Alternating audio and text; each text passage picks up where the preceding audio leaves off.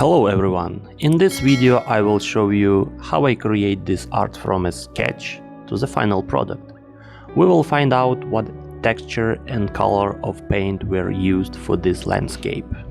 Brief background of this painting. The painting was painted in 2018 and sold at an exhibition in the United States. This surrealistic landscape is one of a series of several paintings called I Had a Childhood Dream. The customer contacted me to recreate a copy of this particular painting. I gladly accepted this offer. I tried to record the full process of creation on video for you, my friends. Please don't forget to subscribe to my channel and to my Instagram. Thank you. Having previously sketched the idea of a landscape with a pencil on canvas, I'm starting to apply like white text model in paste-based acrylic.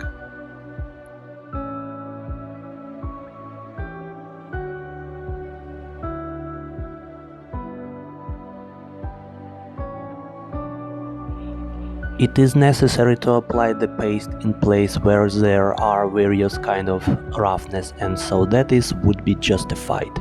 Such areas as a mountain of clouds and a little in the field to give a 3D effect to the picture. The main thing in this case is not to go overboard with pasta, but even if you have gone over, do not despair. You can always go gently with sandpaper over the dry mess and smooth the areas. The paste itself is applied with a palette knife. I use not the widest palette knife with a rounded end. You can use any type of palette knife.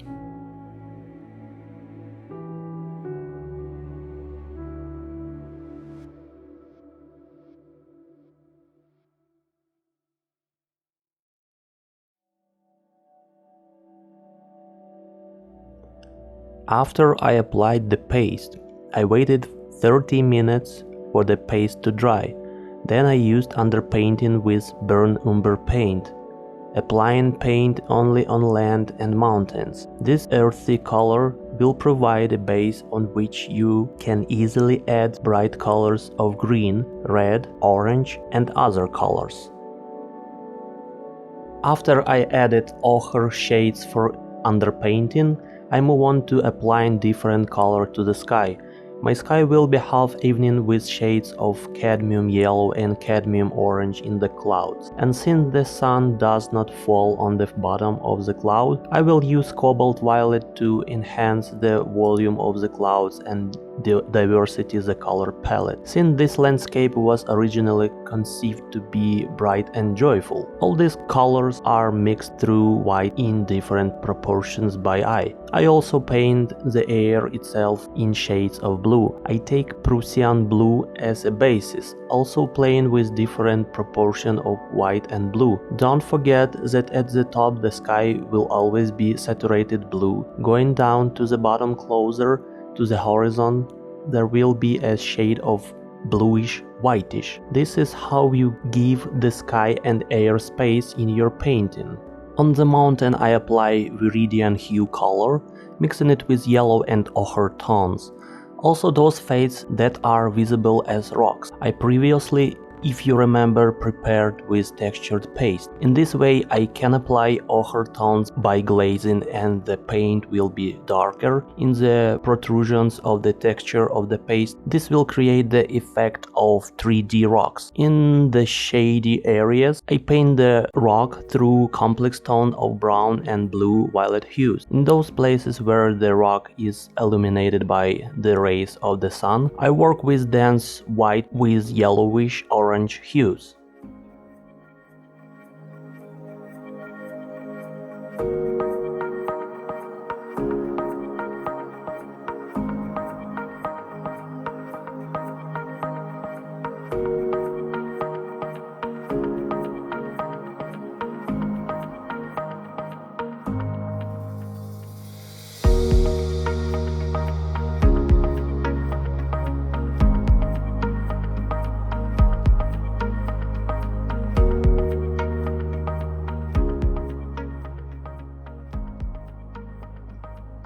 Having previously marked the outline of the field in the figure with line in perspective, I begin to paint over each such square with various kind of colors. As a basis, I took pictures of tulip field from Holland. I advise you to sometimes use references too. This will betray your plot of realism and uncontrived.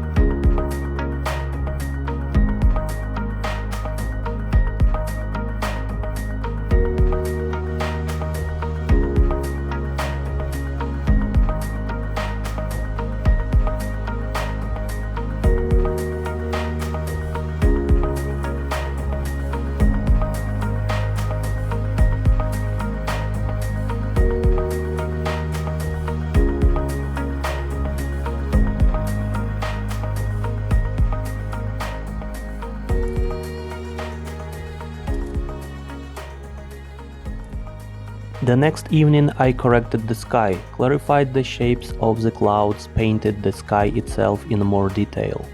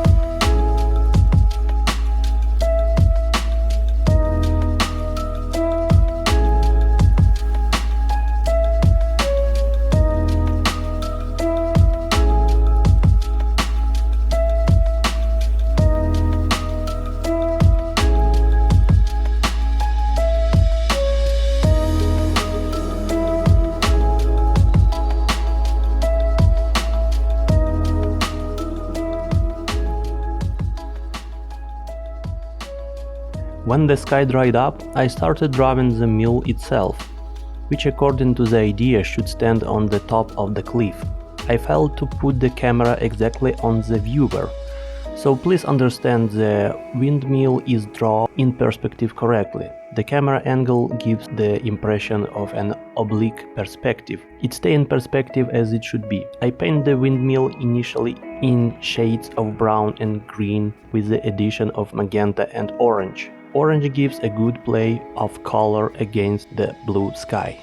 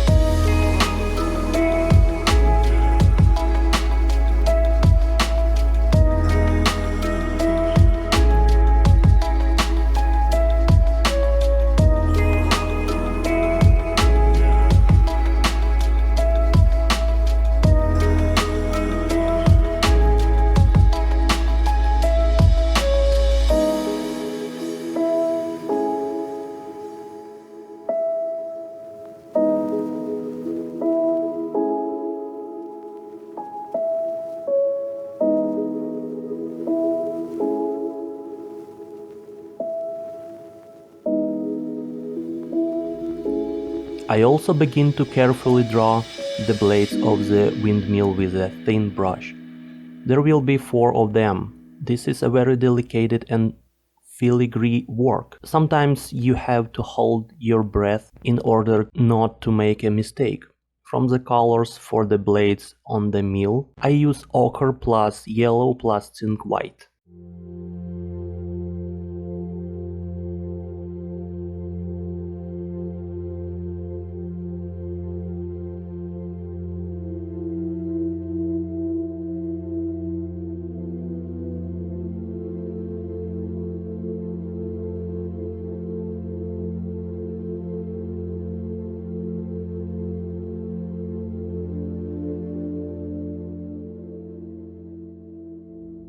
I also finished the supporting beams of which our windmill should stand.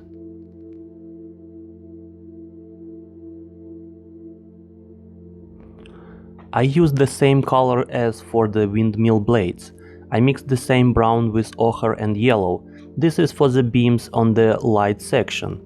Those beams that are in the shade, I use pure ochre. Sometimes I add blue. I mix it all with zinc white.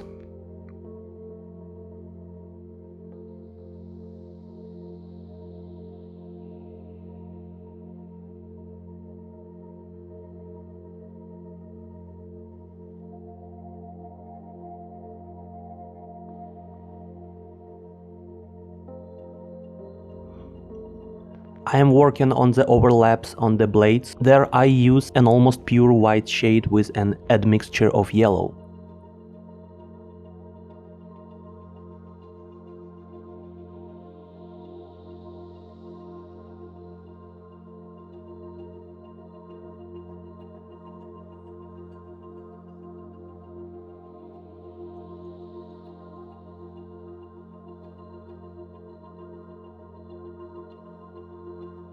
Also, as planned, I draw a white thin flag developing in the wind, which in turn should give the composition the illusion of air.